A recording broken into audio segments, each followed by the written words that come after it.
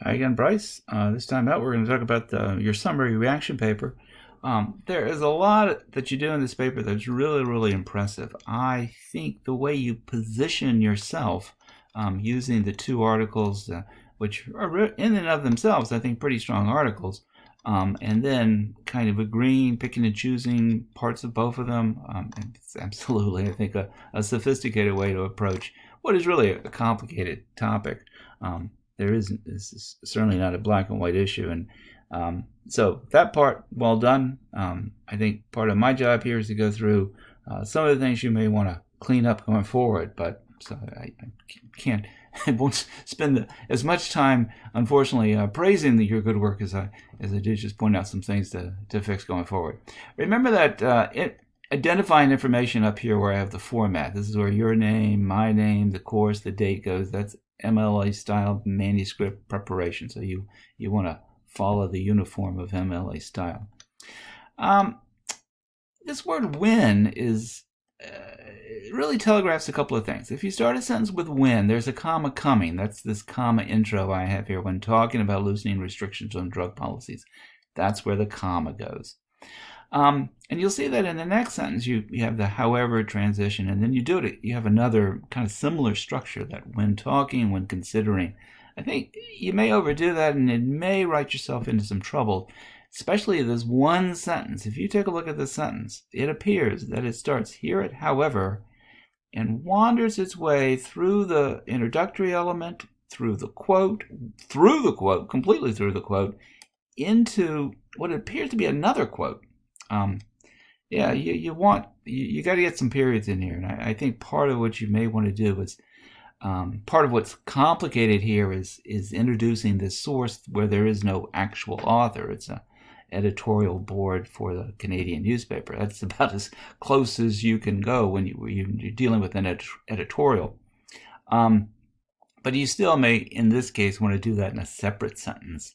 But here's the quote. You definitely want a period at the end of that, then probably comment on it, and then probably go with another quote that needs its own signal phrase to start again. So, for the most part, you put your sentences together very effectively, but that's one that just kind of gets away from you.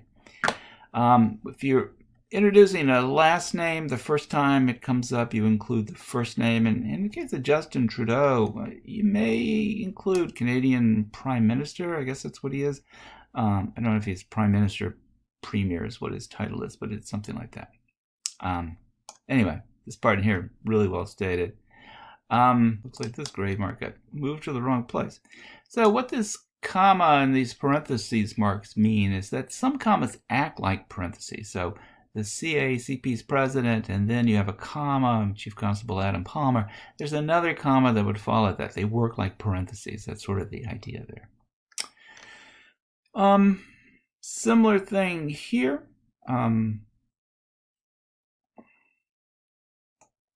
Where the comma after United States is followed by another comma after Maine. That's really where you're interrupting the sentence. Focus the United States, where LD 1492. You interrupt the sentence with that parenthetical expression, we call it. You want to watch that second person. If you choose to do illegal narcotics, that you remember refers to your reader, and that's probably not exactly what you mean. Clearly here you're talking about people or whatever group of people you're talking about. Down here in this sentence, where you have specifically when she puts forth her ideas of educating children and holding doctors and pharmaceutical companies responsible for their role in it, that's never becomes the sentence. Either this finishes the previous sentence, you agree with some of Thoreau's ideas, or you could say, first of all, I'd like to agree with Thoreau when she says, or maybe I agree with her ideas about educating children, holding doctors. That would, combining those two sentences, is going to make that fragment error go away. But that, having said that, I disagree with her assertion. That's the way you do it. You using one idea to set up what you want to say that agree and disagree at the same time. That's really where you make sophisticated moves in this paper. Last thing at the end of this, instead of indenting these lines. You're sort of centering all of these texts, but you use the hanging indent. So this is block text over here. The second, third line are indented, but because you're centering them, that's why you're not achieving that hanging indent. Unless you kind of do by accident in the second one, but that's not what we want. So don't center these, but create that hanging indent. It's explained there. Again, those are more cosmetic issues than the big picture issue, which in your case is really, really good. I noticed today that I'm your academic advisor, so when we get back to school, I'd be happy to meet with you early in the fall semester to get to know you a little better and talk more about your plans, as I recall, to become a counselor.